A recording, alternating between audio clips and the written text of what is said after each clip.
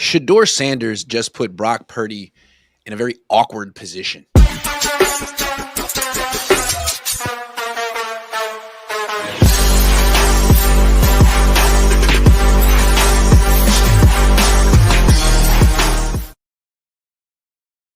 What's up? Welcome to Dre Area Sports. That's Dre Area Sports. I'm Grant Cohn.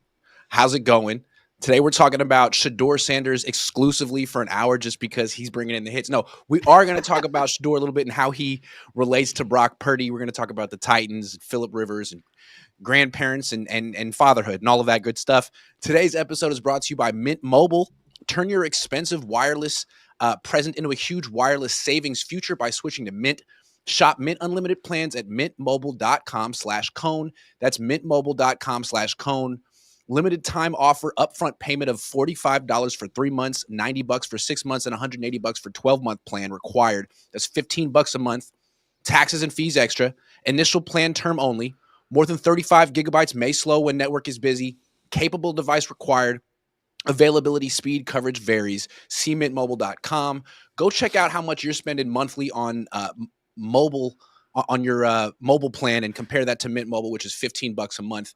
Today's show is also brought to you by 1-800-CONTACTS. Getting contacts doesn't have to be a hassle. Let 1-800-CONTACTS get you the contact lenses you need right now.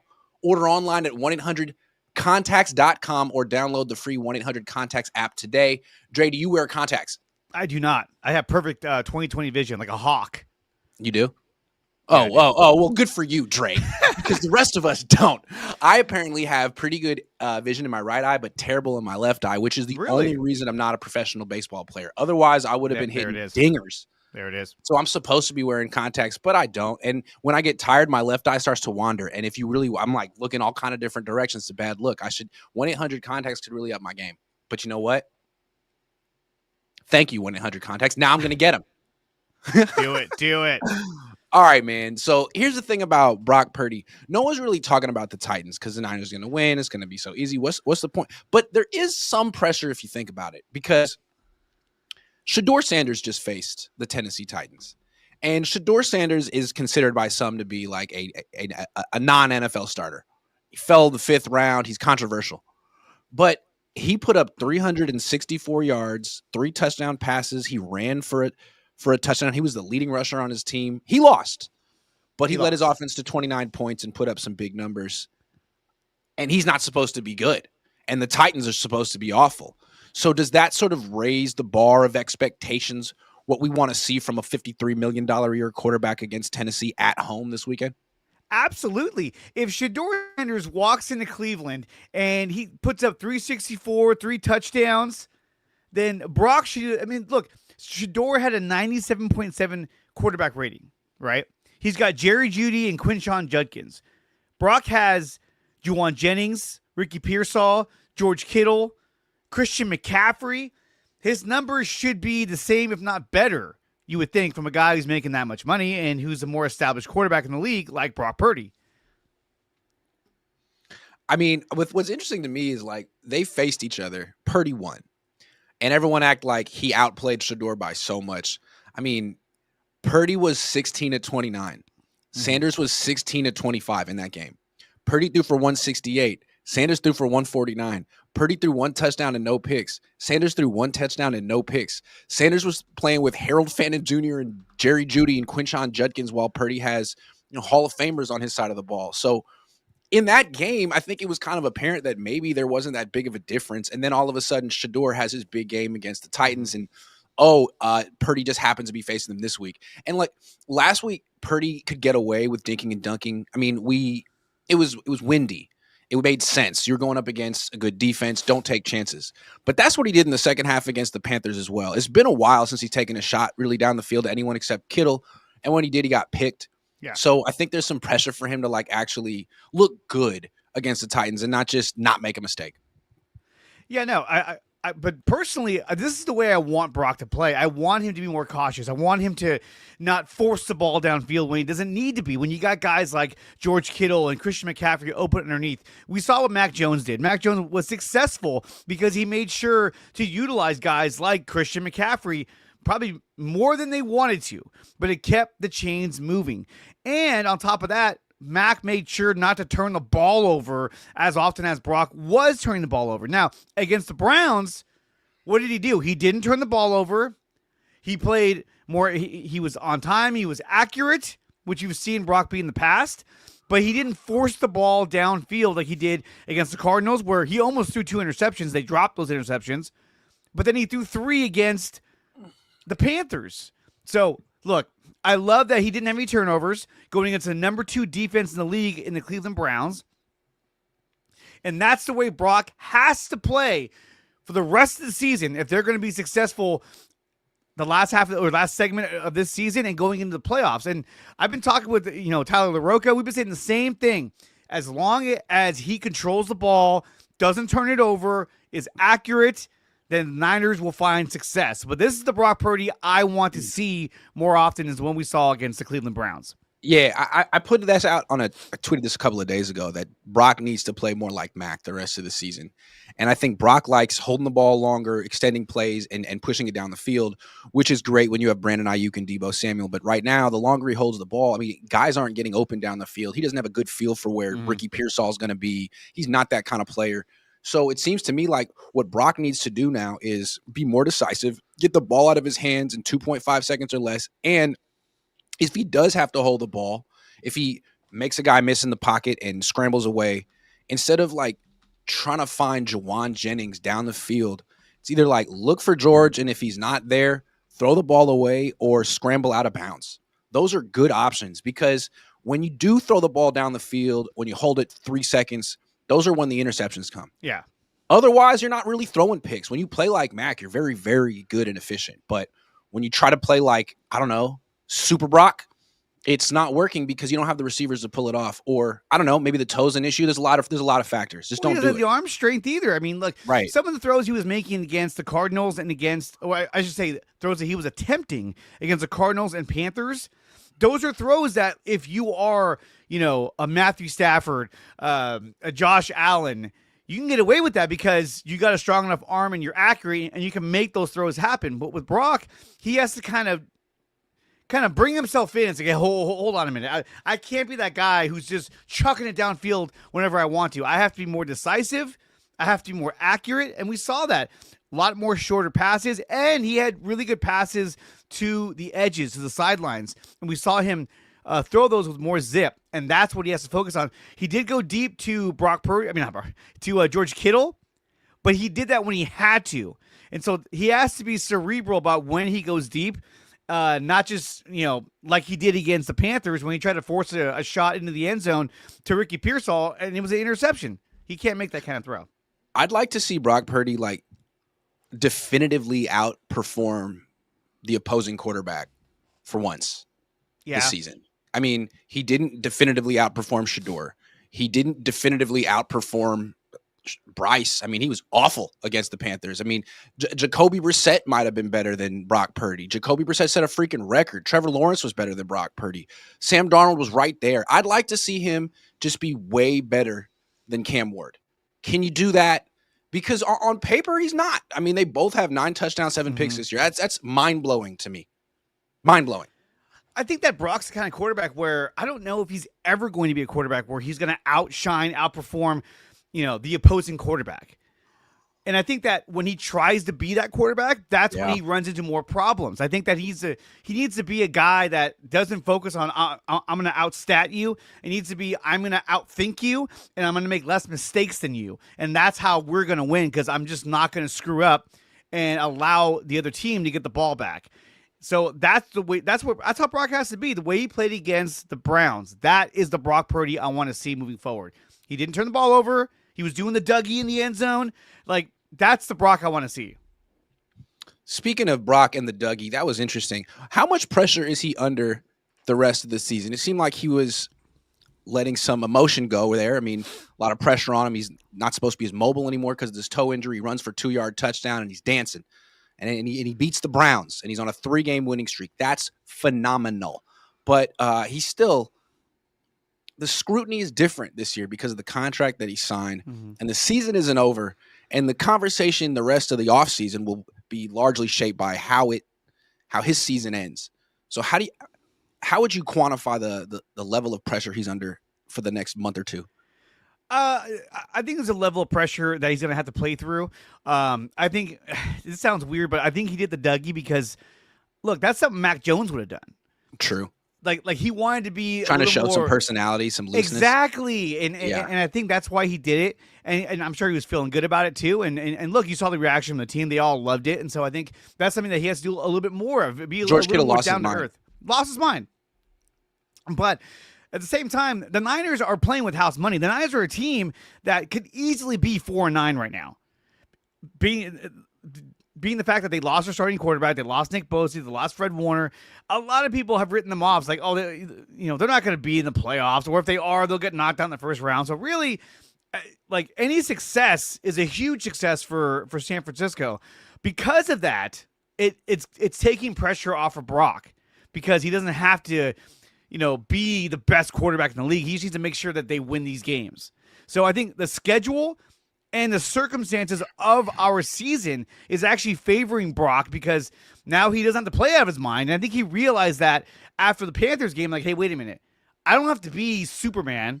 I don't have to be, Josh Allen. I need to go out there and just execute the game plan and just find a way to win.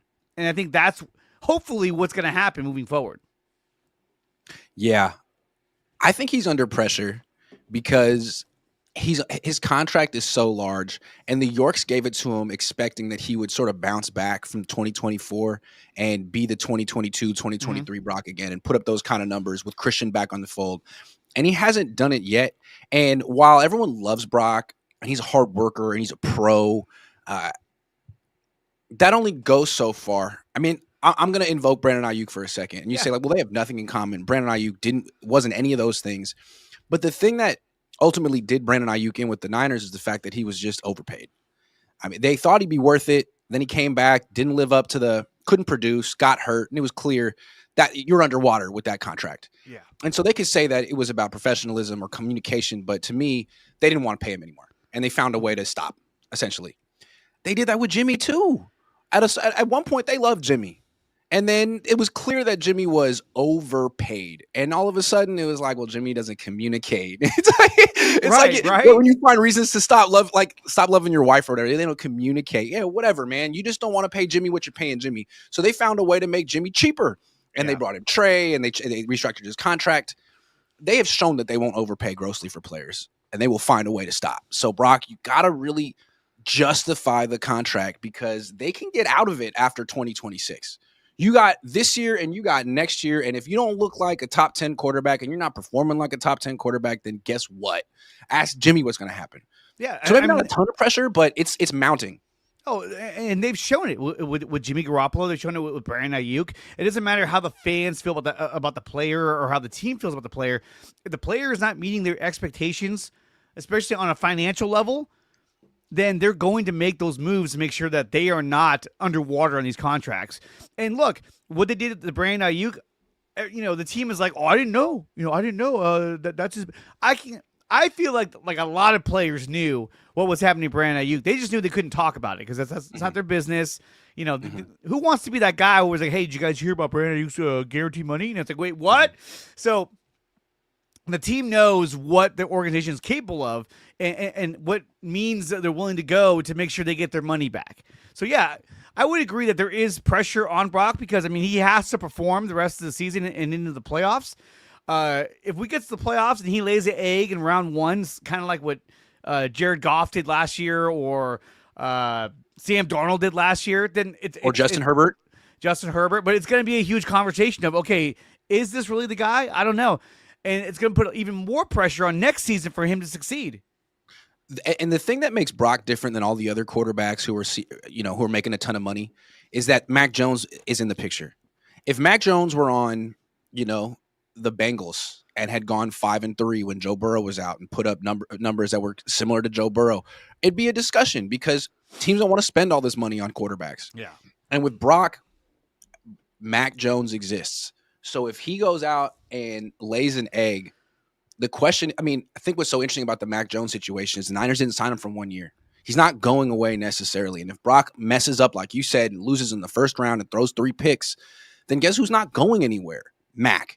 And when the Niners can get out of Brock's contract at the end of 2026, that's when Mac's contract is up. So it seems like at the end of next season, the Niners are going to have big decisions to make on all kind of people in the organization. John's contract will be up, John Lynch's.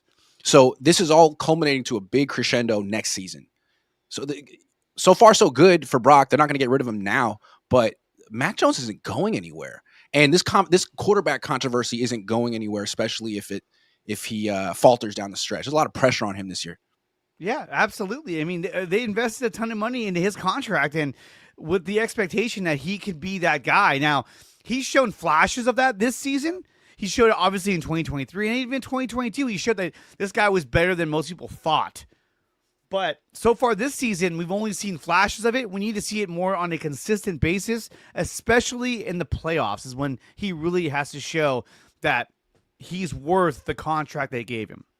And it was so interesting about football and his situation is, let's say he kind of stinks the rest of the regular season, and he's dinking and dunking and just trying to survive, not pushing the ball down the field. But he gets to the playoffs, gets hot, goes to the Super Bowl and wins. Guess who doesn't give a shit about the regular? No one cares about the regular season and what he did. It just culminated in the sixth Lombardi. But if he goes to the playoffs and loses in the first round, then you look back at this whole season. You look back at his last two seasons, and you're like, damn, man, is this who he is now? I mean, I feel like that whole range of outcomes and conversations is on the table for him. Like, you could flush the last two seasons with a good playoff run, or you could define him by the last two seasons if he falters. Yeah, and you really could. I mean, there is the out that people will give him of, well, he didn't have Fred Warner. Well, he didn't have Nick Bosa. Well, he didn't have Michael Williams. So the defense was, kind of patchwork, even though they've been playing really good, but they're doing it against the Cardinals, the Panthers, and the Browns. And the Browns offense, as good as Shedeur was last week, when we played them, they looked awful. So that's no excuse for him to throw for 200 yards and a touchdown and a pick. Like, yeah, if he loses and he throws for 364 yards and 3 touchdowns and a pick and runs for a touchdown, then people will praise him the way they're praising Shedeur Sanders in this loss against the Titans. That's the kind of situation he's in. It's not enough, even if he wins. Remember when Jimmy Garoppolo won the NFC Championship game, throwing 8 passes? People didn't give him any credit for that. Like, none. What you do and how you produce and what your numbers are matter now, whether you like it or not. Yeah. And so far the last few weeks, it's been pretty meager. I mean, if they run the table and somehow they win the Super Bowl, then I would say he has full immunity next season for the most part. Life. Well, maybe not for life. Not for life, but I would say for Hurts most is getting of run next out of season. Philly right now, and he just won last year. Jalen Hurts, yeah, dude, they want Sirianni fired. They want Jalen Hurts out of there, and they just won the Super Bowl. I wouldn't be surprised if Hurts is out of there in a year or two. Dude, I just did a breakdown of the top quarterbacks in the NFC. And I put Jalen Hurts as number 4 only because of what he did last season in the Super Bowl. We've seen him at a very high level play extremely good. I'm like, so he's But if you were dropped on Earth 3 months ago and all you could see is this season, what would you think of him? Oh, I think he's awful. Right? He's playing awful right now. Lamar's playing awful right now. Mahomes is playing awful right now. It's hard to explain. It's just that it's one of the cool things about the NFL. It changes rapidly. It does. Rapidly. Yeah. I mean, like Brock isn't playing well right now. I mean, Brock's TD to INT ratio is awful, terrible. So he's got a good win-loss record. Sweet, man. Jimmy had that on the Niners too. Like, he's got to step it up.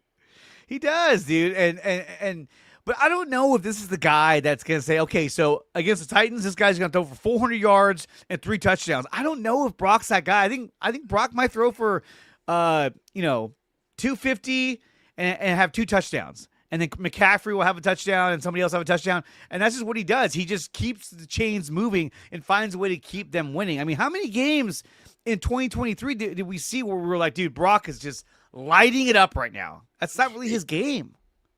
You know who would throw for 364 against the Titans this week? Mac Jones. All right, let's move on. Talk about something else.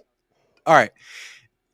Daniel Jones out for the season. We were looking at that Colts game as one of the tougher games in the Niners schedule because the Colts are – like statistically, objectively, way better at home in that turf. They're a fast team. They have some really good players.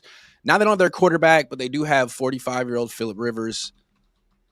He could be a future Hall of Famer, but he's 45. I mean, how big of a break do you think this is for the Niners?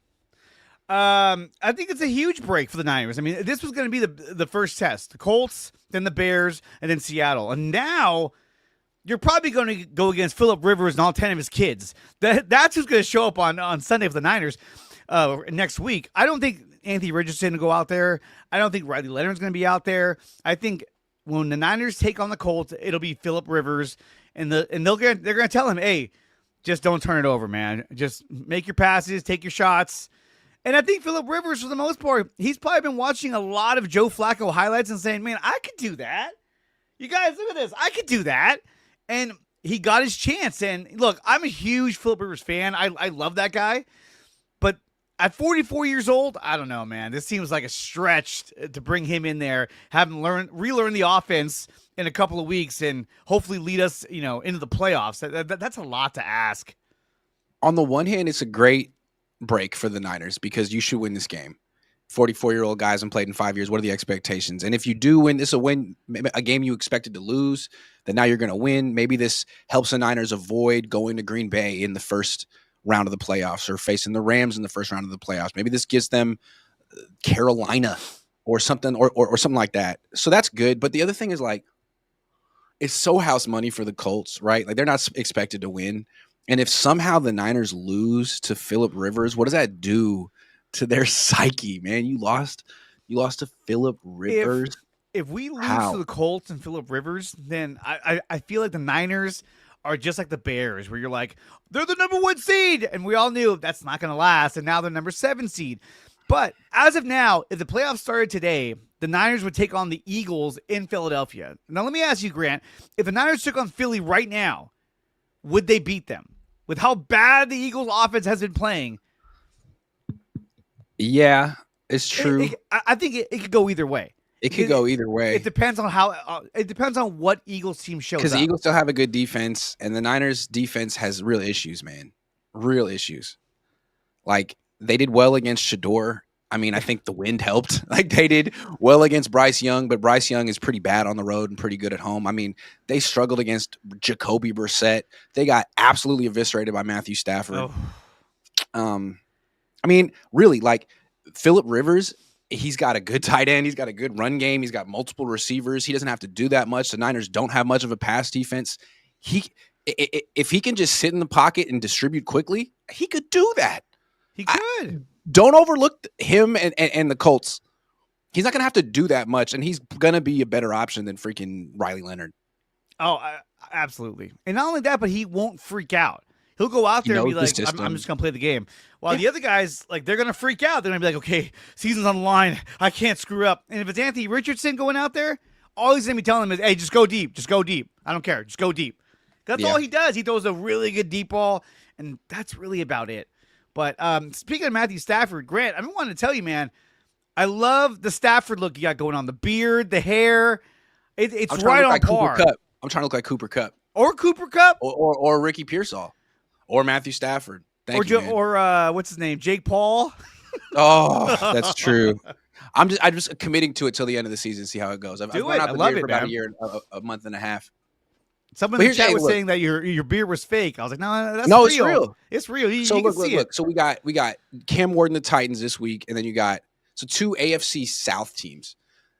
The games matter, but starting week 17, it's just NFC North playoff team after NFC North playoff team, and then the playoffs start. So the next 2 weeks are interesting tests, but ultimately, like, it gets real when they face the Bears at home. Then they follow up with the Seahawks at home, and then the playoffs start, assuming the Niners make it, which they almost certainly will. So don't mess up. Don't mess up the next 2 weeks. Yo, speaking of the last 4 games, are these Jauan's final 4 regular season games? Do you think that he's entering his final stretch with the 49ers? He's a free agent after this season. I'll say this. Before I knew about the Brandon Ayuk voided guaranteed money, I would say this is Jauan's last season. No doubt about it. He's gone. The way he's performed this season, in the past couple of weeks, he's done good, but for the most part, he's performed terribly.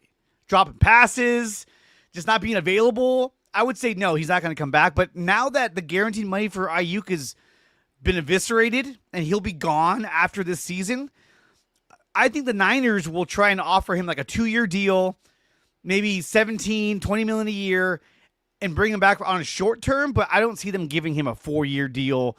unless he does something spectacular in the last part of the season in the playoffs. The most I'd give him is a 2-year deal, and then if not, see you later. I'm going to draft a receiver in the first round. The thing about the new information we have about Ayuk, the fact that they took away his guarantees in July, like assuming before even training camp started, does that sort of change the way we look at Jauan Jennings' holdout? He probably knew, and maybe he was thinking, hey, man, this is my opportunity. They're not committed to Brandon Ayuk. There is a spot for me. I'm going to push for it. And he didn't get it. What he got was some incentives for this season. I think if he were going to be here next year, if he were going to get that extension, he would have gotten it by now. He could get it today. They could be negotiating it. It's not like something changed 3 weeks ago and now they're scrambling to get an extension done. Like this could have been handled. They extended Colton Kivitz. That was their decision. So I wouldn't be surprised if he signs a 2-3 year deal with some other team next year. He could be really good for that team, but I don't think he's coming back to I think it's over. And I think the reason the Niners are feeding him all these targets is they want to improve the comp pick they get when he leaves. Yeah. Well, and they got Jordan Watkins, who they're not even using, but I guess they're going to use him next year. Don't forget DeMarcus Robinson. Oh, my goodness. How many catches do you think he has this year? I don't know. He's got a lot of drops, though. those are the ones I remember are the deep passes. The one Mac threw him a deep bomb, and he just dropped it. He was like, oh, my gosh, that's why we got you. But still, I think with DeMarcus Robinson still under contract next season, Jordan Watkins, Ricky Pearsall, I think Jennings' days are numbered. I don't think he's going to come back. They may offer him a short deal, but that's really it. 13 catches for DeMarcus Robinson. But I think they trade for someone. I don't think they draft another wide receiver because they drafted Pearsall. And I think with Kyle, he's so tough on rookies. He doesn't really want to play you until it's your third year if he has it his way. I mean, he didn't really like Brandon Ayuk until his third or fourth year in the league. Ricky Pearsall still runs cardio half the time. I mean, I think jumpers. Yeah. I like Ricky. I wasn't trying to snitch on you on that, but I'm just saying, I bet Ricky, if he stays healthy, will be Kyle's guy next year. But bro, I couldn't believe you went there. That was pretty awesome. I thought it was a good question because it was though. It was. He was like, oh. Because we asked about Ricky every week, and I was trying to bring something new to the question. That way, Kyle could be like, it's the same answer every week. No. I see improvement from rookie, and I acknowledge that I'm not an expert and I don't know what I'm looking at, and I'm clearly he's not ready to play football, but he looks like he's running hella fast and it looks like he's jumping up and down. So can you explain to an idiot, to a layman like me, what I'm not seeing? I think that was, and it got him kind of defensive, and he gave more information, and lo and behold, guess who was back the next week? Ricky. He was back. Did anything. I played in my fantasy league. The only reason I've been asking is because I drafted him in the 5th round of my fantasy team. And I've been like, yo, why are you guys doing this to me? I've been choosing him on PrizePicks. Why are you messing with me like this? Yeah, I wouldn't be surprised if they traded for someone like DJ Moore. He's kind of on the outs with the Bears. He could fit in and do, Brandon Ayuk's job for not quite as well, but sort of the same type of player. I think they want someone a little bit faster than Jauan Jennings. Not hard to find, considering he's the slowest, but I think they're looking for someone a little bit faster. Jauan Jennings is too slow. He's almost like a tight end out there. But there was some report that somebody said, the Niners, they have to go out and sign George Pickens. I'm like, dude, are you serious? No. This organization? No. They will not. They got upset with Brandon Ayuk for being uncommunicative and wearing the wrong shorts. Well, Pickens will communicate. I don't think you want him to. No. Right. Yeah, that would be bad. That'd be bad. So 3-game winning streak. The league is wide open. We just watched, week 14, no Niners football. Every team you think is good isn't that good. Yeah. So I think a lot of people are thinking, why not this year? Right?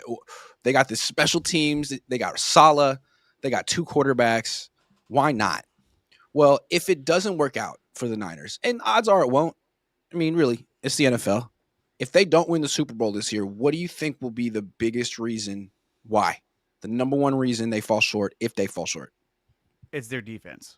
They don't have Nick Bosa. They don't have Fred Warner.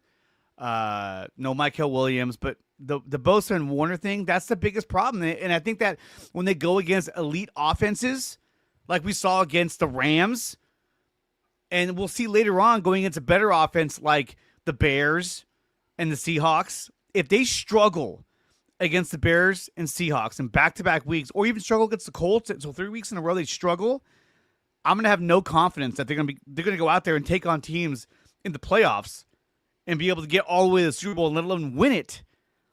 That's their biggest flaw is their defense. They're so thin on defense. And I think that's going to be the problem that's going to hang them up, is that even if the Niners offense starts to score, can they stop the other offense? I don't think they can. I don't. Yeah, it's interesting. I mean, they're well coached on defense. Oh, absolutely. They have some good players. They're actually solid against the run. It's just that the Niners run game is bad.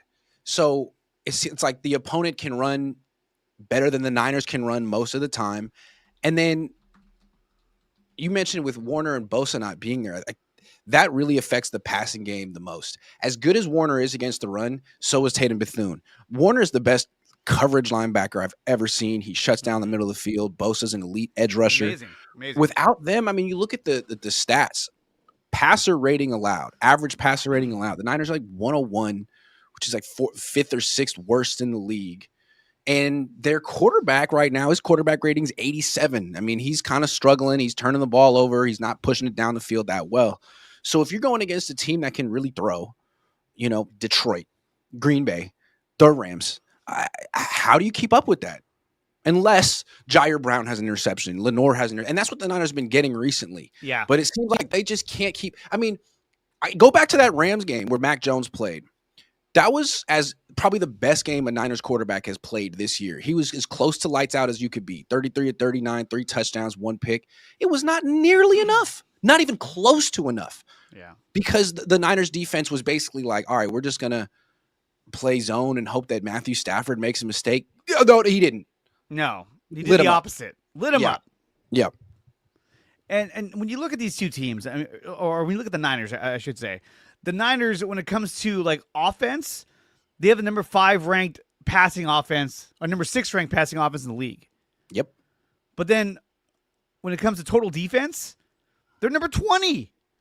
And the teams that are in the playoffs are all top 10, basically all top 10 teams. Rams are ranked number 13, but we know how good they can be. So that's the problem. Is the game we saw against the Rams, that's my biggest fear, is that we get in the playoffs and we can't stop the other offense because our defense just isn't that good. Now, granted, we're going against Matthew Stafford, the next coming of Grant Cohn over here.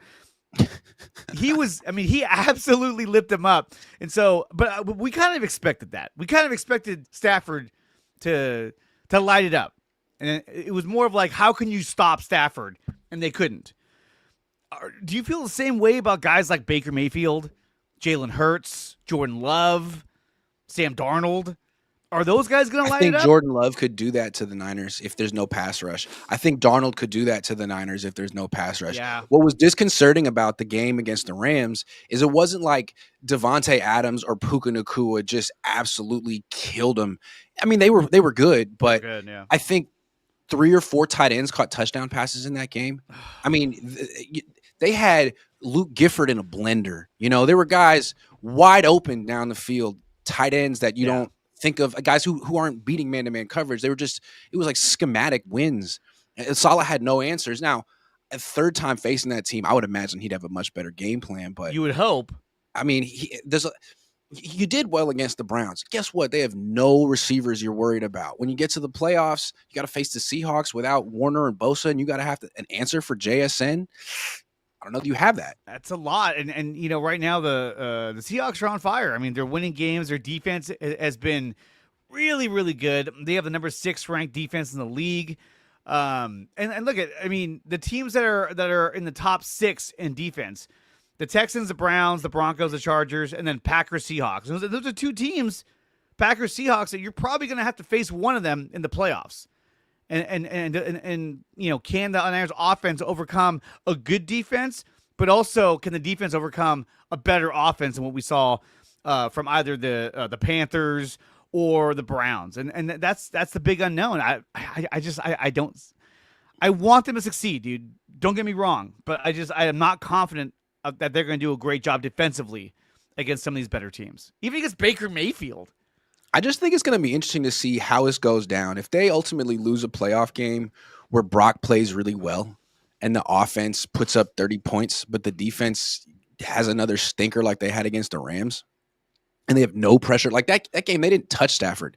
If that's how it ultimately goes down, I think it'd be a shame because on paper, this offense is really, really, really good, especially if Brock's playing at his best. And you can't expect this offense to go anywhere without like a pass rush to complement it. Yeah. All you need is a pass rush if the offense is legit. Forget the run defense. Teams are going to be playing catch up. And there were so many pass rushers available, and you didn't even have to give up a first-round pick, and you just decided not to. So it would be a shame if the offense really catches fire and they lose because they can't touch the opposing quarterback. Like that's an issue you could have solved. I mean, not getting anybody, it was so hard. That Keon was White and Cleveland Farrell was a good start. It was a great start, but it's not enough. Yeah. They needed to get somebody. I don't care if it was Jalen Phillips, if it was Chubb. They needed to get somebody that could put pressure on the quarterback. And at least it sends a message to the rest of the team like, hey, we went and got somebody just to give us a hand. Here's some more reinforcements. Let's go get it done. We expect to win the Super Bowl this year. You do nothing. It's like, hey, guys, we're just trying to get to the playoffs to get the ownership off our back because last year was rough. Well, next year is what it's all about. Do you think that getting the playoffs is good enough for this season? Or do you think ownership will say, no, this was a freaking failure? No, I think when they gutted the roster, took on a record amount of dead cap, they were pretty much saying, look, we understand you have some excuses this year. You're going to go young. Make the playoffs, show improvement, and the make or break year. I think the make or break year is 2026. You look at the way the contracts are structured. Oh, yeah. I mean, Juszczyk won't be here in 2027. They could get out of McCaffrey in 2027. Where's Trent Williams going to be in 2027? Where's John Lynch going to be? Where's Brock Purdy going to be in 2027? I think it's all kind of building up to next year. And I think what the ownership thought was, if we're going to gut the roster this offseason, maybe give them 2 years. If we tell them, look, we're going to not sign any of the vets except for Brock, and we're going to make you fill in the roster with young players that you draft. We'll give you 2 years to draft and develop, and we'll see how it's going. And we'll assess from there. I think that would be maybe a prudent way to go about it instead of just firing them after 2024, which was a disaster. Yeah. So that's why I look. Because isn't that what happened with Sean McVay, right? Like they won the Super Bowl. The year after that, they went 5-12. They gutted the roster, took on a bunch of dead cap. They went 10-7, made the playoffs. I think lost in the first round. Came back the next year, went 10-7, won a playoff game. So I think that's the challenge from the Niners ownership to John and Kyle. Like, do what McVay and Snead did. They did it. They rebuilt their team in a year. Why can't you? And so far, mixed results. We'll see about this draft class, but they are 9-4. If they go to the playoffs, and that could be, they could say, look, we're right on pace with the Rams from a couple of years ago. Give us one more year. Watch where this goes. Yeah, no, this is next year is like they were saying in the chat. Next year is the last dance. Next year is, and it sucks because the Super Bowl's in Levi Stadium this year, but next year is like, hey, this is it. We're going all in. Let's get it done. And I still think that they're going to sign another pass rusher in the offseason because of the money they're recouping off of Brandon Ayuk.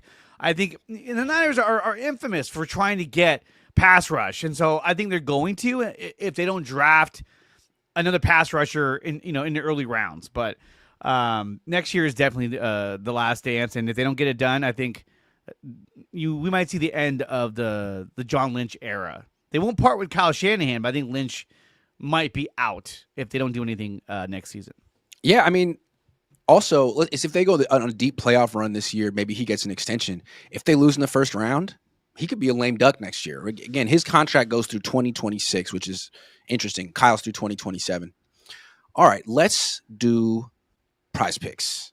Let's go Niners. Passing yards start with Brock.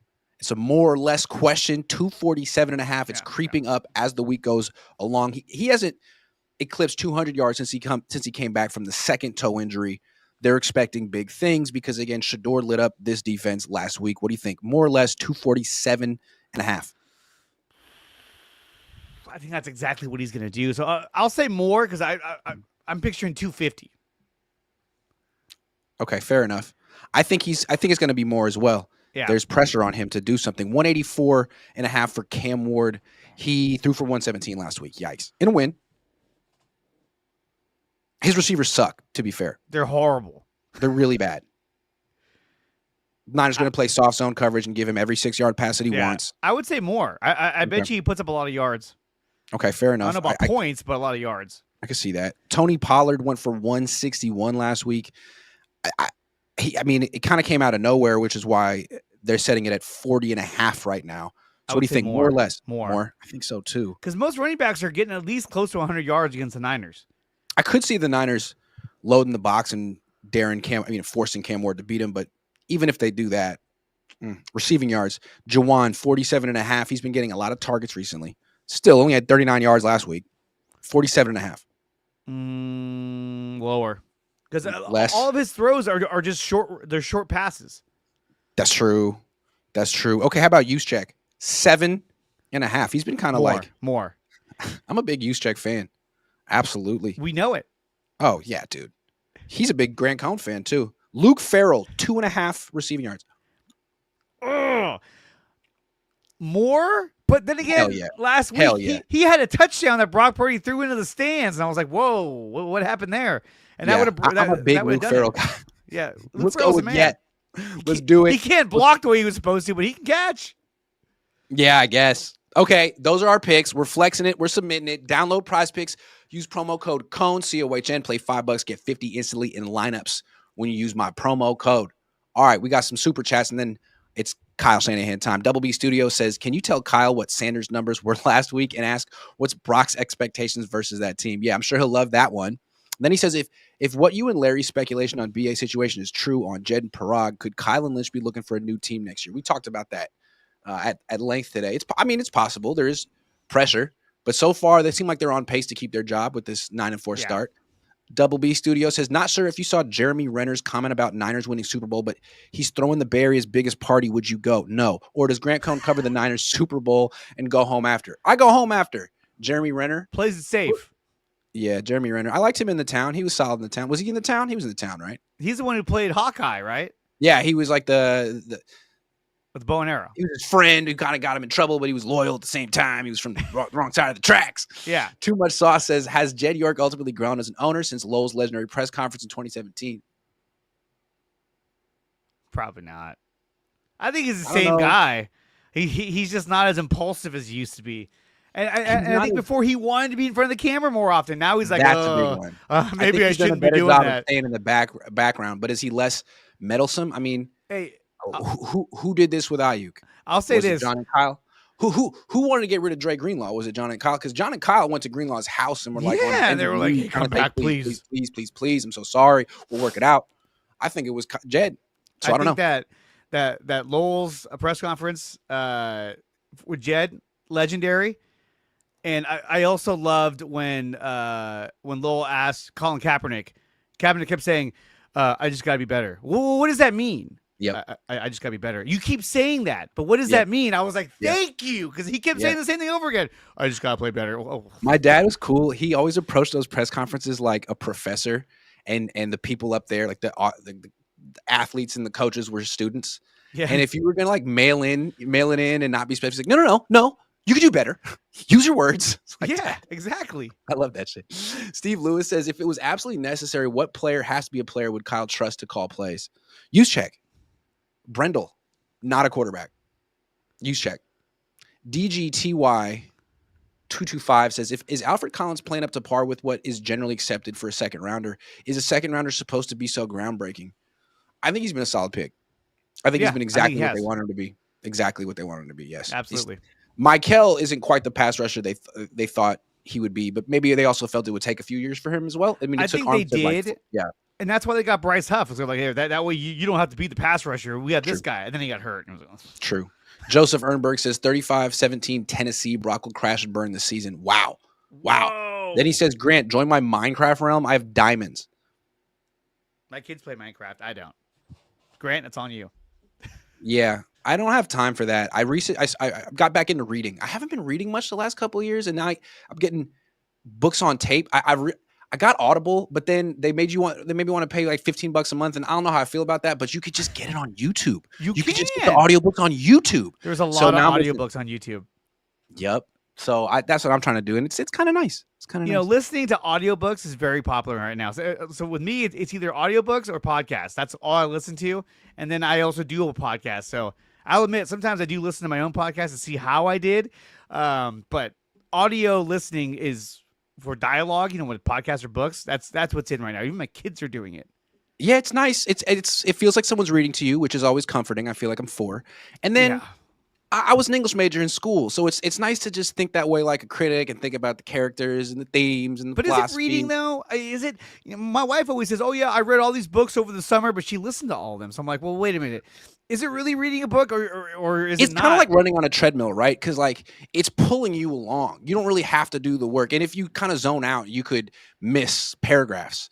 But at the same time, I think it depends on how you learn. I'm an audio learner. So when I read anyway, in my mind, I'm reading the words to myself. I'm going hella slow. Sometimes I move my lips like I'm an idiot. So I don't, it's no slower for me. I mean, I think it's actually, when I'm engaged, I think it's great. I can see it. I can hear it. It works for me. I like it. Anyway, Read a book. Thanks for watching, everyone. Dre, always a pleasure. You bring the energy and the insight, and you're great. Good stuff. Thank you. Thanks for watching, everyone. For sure.